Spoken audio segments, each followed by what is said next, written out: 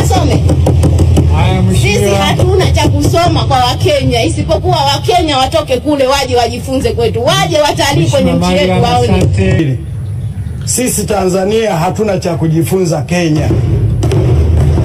Hatuna hata kimoja cha kujifunza. Tunawazidi siasa, tunawazidi akili, tunawazidi kila kitu. Na wala swala la Kiingereza sisi sio kipaumbele. Tuna maisha yetu.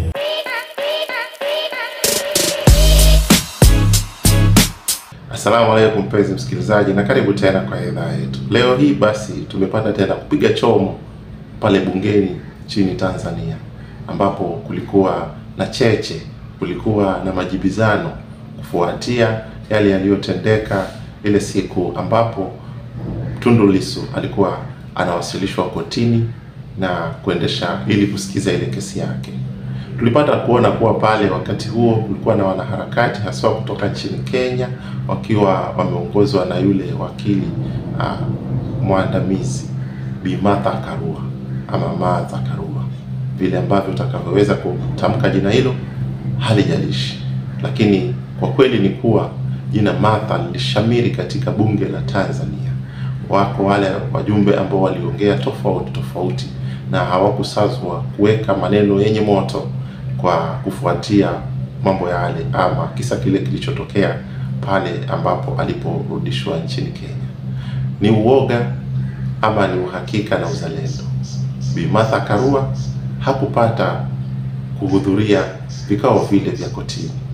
Alipata kurudishwa alipokuwa amefika katika uwanja wa ndege pale nchini Tanzania, lakini aliweza kushamiri kabisa katika zile mikrofoni ama vipaza sauti katika bunge lile la Tanzania. Hebu tusikize mambo yalivyokuwa.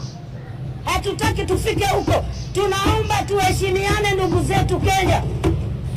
Mheshimiwa Rais wetu, Your Excellency Honorable Ruto, tunakuheshimu sana. Do something. Demokrasia, that is not democracy in Kenya. Hiyo ni vurugu. Na sisi kama jirani zenu tunasikitika. Kwa nini taifa linayumba kiasi hicho? Na nyie mko. Nyinyi askari na nyie mmezoea. Tuliwaona kwenye maandamano. Muandamanaji analeta vurugu, anakunywa maji, anampatia na askari naye anakunywa. This is Tanzania, hicho kitu hakipo. Na hili jeshi la polisi hatujaliunda sisi, liliundwa tangu mwaka 1919 na mkoloni. Ili julikana tu kuna watu watafanya vituko, lazima wasiwekwe ndani. Swadakta kabisa. Basi cheche hizi zilipata kushamiri kweli katika bunge lile, na hivyo basi kupelekea basi hata hapa nchini Kenya ama pale nchini Kenya wale wa Kenya pia kuweza kuzisikiza, na hakuna jambo ambalo wao kwanza wamejibu kufuatia ambayo ametokea hapa bunge. Hatujui wa Kenya wana yapi, lakini hebu tupate kusikiza pia dada huyu ambaye alikuwa na mchango wake kufuatia tukio lile la Bi Martha Karua. Anazungumza tu kule, anaendelea kuzungumza. Tumemwacha Martha Karua anaendelea kuzungumza akiwa Kenya kule. Mheshimiwa Waziri, hili lisitokee tena. Anayekuja kwetu tunamalizana naye hapa. Anaingia ndani ya 18 zetu tumalizane naye hapa. Wanapotaka tunataka. Sisi hatujashindwa na sisi hatuwaogopi. Wasifikirie kama walivyoweza kufanya kule kwao watakuja kuchochea Tanzania iwe hivyo. Tanzania ni nchi tunayoheshimiana. Tanzania ni nchi ambayo tunaishi kwa urafiki na udugu. Sisi tunaheshimu sheria zetu. Wao tuliwaona kule walienda kunajisi mpaka bunge lao. Hivyo ndivyo mambo yalivyoenda. Hii inamaanisha kuwa Watanzania wanajaribu kuonyesha uzalendo wao. Wanaonyesha upendo kwa rais wao Bi Suluhu. Hakuna anayeonyesha kuwa alifurahishwa kivyo vyote vile na mambo kama hayo. Hivyo basi kupelekea ile kauli aliyosema yule Bi Suluhu pale kwa yeye ni amiri jeshi mkuu, na vile pia basi angeomba Watanzania wajitokeze ili wakaweze kulinda himaya yao, walinde mipaka yao yote, na yote anayeingia basi awe anakuwa na siha njema, na yote yule ambaye atapenyeza ndani na hana siha njema basi itakuwa ni vyema kuwa haraka iwezekanavyo wapate kumuondoa katika mipaka yao, ili wakabaki na amani yao na wakabaki pia na kuendesha mambo yao, ili wakazidi kujenga uchumi wao na kujenga nchi yao, na hivyo basi kufanya Watanzania wote wawe na tabasamu wakati wote. Hizi wanaziita kuwa zilikuwa ni purukushani. Wanasema kuwa hawa wakereketwa kutoka Kenya walikuwa wameleta uchokozi. Na vile vile pia utasikia yule mwingine akisema kuwa kama angelikuwa na uwezo ama angelitamani sana wale ambao walisemekana walitekwa nyara, ambapo kuna yule kijana anayeitwa Boniface Mwangi kutoka Kenya na Bi Agatha kutoka Uganda. Kama angelikuwa yeye, basi mambo angelikuwa tofauti. Hangelipendelea kuwa waachiliwe na warudi nchini kwao, kwa sababu kilichowaleta lazima wangeliking'amua na wakafanya vile ambavyo anavyosema yeye. Vile vile pia tunapata kumuona dada yule akiongea mambo ambayo si sawa kupitia kwa Martha Karua. Bi Martha Karua naye alipowasili kule nchini Kenya alipata kusema kuwa yeye kikubwa kilichompeleka kule ilikuwa ni kwenda tu kuhudhuria kesi ile, na vile vile pia kama angelipata nafasi basi alikuwa ni asimame katika kizimba aseme yale ambayo anaona ni sawa, kwa sababu nchi hizi za Afrika Mashariki kunao ile ambao wametengeneza ambayo ni jumuiya, na wamekubaliana kuwa yule ambaye anasomea taaluma ile ya wanasheria basi kuna kiwango ambacho anaweza kufika akawa anaweza kufanya ama kuwakilisha mteja wake katika koti yoyote iko chini ama iko katika ndani ama katika mipaka ya Afrika Mashariki. Kwa hivyo yeye bado anasema kuwa alikuwa sawa na yote yale ambayo alikuwa anayafanya yanakubalika na ni mambo ambayo yamenakiliwa, yako chini ya maandishi ambayo nchi zote tatu zilikubali kwenda nayo. Kwa hivyo yeye upande wake hakuona kama kuna kosa lolote, lakini wale wajumbe pale bungeni wao wako na mtazamo wao, na pia hawakufurahia sana wakati walipoona zile kejeli kutoka Kenya kwa mitandao ya kijamii. Hivyo basi na kukashifu zaidi na vile vile pia kutoa maneno makali. Tutamwona yule mbunge Msukuma anaongea akiwa mwingi wa hasira, ama pengine tunasema zile ndio hali zake, ndio kawaida yake, hakuna hasira yoyote, yeye upopoko ama uporomosha maneno namna ile. Kwa hivyo tupate kumsikia tena kidogo, alafu tuone ni yapi ambayo ni ya muhimu tunaweza kuchukua kutoka kwake, na vile vile pia tupate kujua kauli yake ilikuwa inamaanisha nini. Sisi Tanzania hatuna cha kujifunza Kenya. Hatuna hata kimoja cha kujifunza.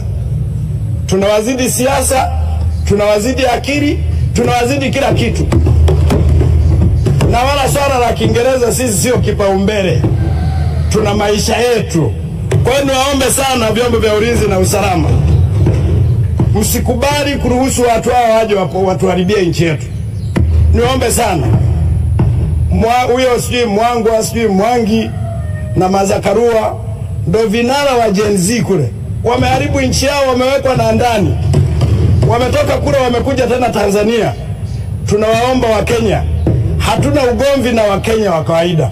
Tuna ugomvi na wanaharakati. Na sisi tuko tayari kupambana nao majukwani. Niwaombe sana wa Kenya.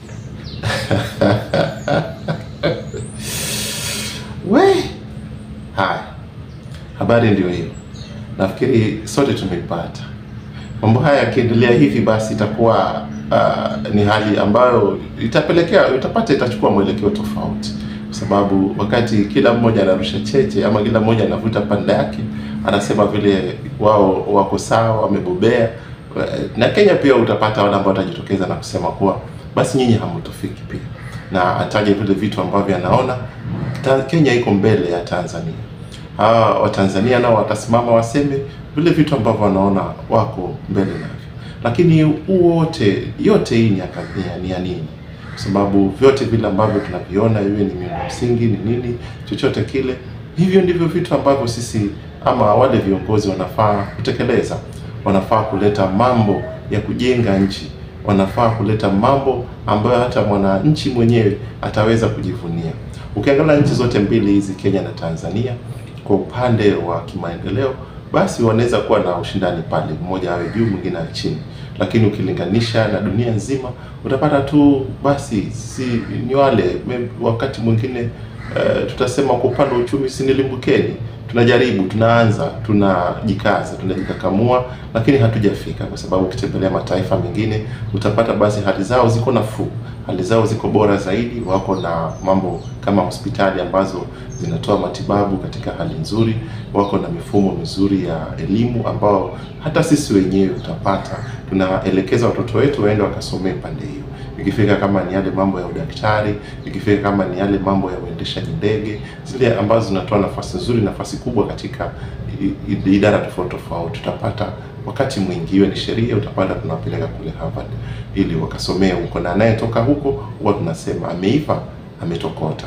Lakini yule anayetokea pale chuo kikuu cha Nairobi ama Dar es Salaam, basi yeye pia ni mwanasheria tu, lakini ukimlinganisha na yule ambaye ametoka Harvard huwa tunasema iko tofauti. Kwa hivyo haina haja tuanze kurusha cheche na kuanza kusema nimemzidi ama huyu amepungukiwa hapa na pale. Kile kinachofaa ama cha msingi, sisi kama wana Afrika Mashariki inafaa tukae chini tuone ni nini ambacho tunaweza kufanya pamoja. Mambo gani tunaweza kutenda ili yakawezi kuwafaa wale wananchi ama yule mlalahoi pale chini. Wabunge wakianza kutupa cheche kutoka bunge moja hadi lingine, hiyo yote tu itakuwa ni furaha ya mitandaoni. Watu watapata nafasi za kucheka, watapata nafasi za kuendelea kukejeliana huku chini, lakini ukweli wa mambo ni kuwa hali zetu bado ziko duni. Mambo bado yako chini. Ndiposa hata wabunge wenyewe utawapata wakati wanapogocheka wanakimbilia hata zile nchi ambazo pengine sisi tungekuwa tunawasaidia kama India. Wengine wanakimbilia kule nchi za Marekani, kama majuzi hapo tulipata Kenya ambaye alienda kujifungua katika nchi ya Marekani. Utapata wengine kama yule hata mpendwa wetu Tundu Lissu, wakati alipokuwa anapata matibabu yake aliyamalizia kule nchini Ubelgiji. Kwa nini? Kwa nini tuanze kufanya mambo ambayo si sawa nchini? Tuache kujenga taifa zetu, tuache kujenga uhusiano wa Jumuiya ya Afrika Mashariki, tuache udorore, alafu tuanze kukejeliana, alafu wakati ule ambapo sisi tunakumbwa na mambo ambayo tunataka suluhu, tunaanza kukimbilia nchi za mbali ama nchi zile ambazo zimejiendeleza, nchi ambazo ziko na utulivu, nchi ambazo zimekuja na zikashirikiana pamoja. Tukumbuke kuwa wakati tunapoendelea kuwa na uhasama ama wakati ambapo tunaendelea kutengana, basi tunazidi kuwa dhaifu na hakuna vile ambavyo tutaweza kupatiana ama kutekeleza wajibu wetu vile unavyostahili.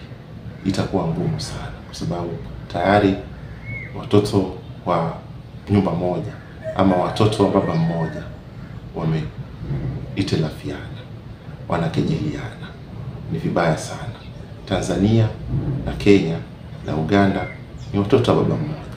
Kwa hivyo tujaribu tudumishe upendo na tushirikiane, ili wakati wowote tuwe basi tunasimama na tunaweza kujivunia. Ila tukianza mwelekeo ule ambao tumechukua kuwa Wakenya wanaenda Tanzania na Watanzania wanakuja Kenya, alafu tunaanza malumbano, basi hakuna mahali popote tutaenda, na kila wakati tunakuwa wachache ama tunakuwa na uchache ama tunakuwa wadhoofu ama hatutakuwa na uwezo. Kwa hivyo nguvu zetu ziko katika nambari zetu. Wakati tunakuwa wengi na tunashirikiana pamoja, basi tunakuwa kakamavu zaidi. Lakini wakati tunatengana na kila mmoja anaenda kivyake, tunakuwa wanyonge, na hivyo hatutaweza hata kuinua mtungi ama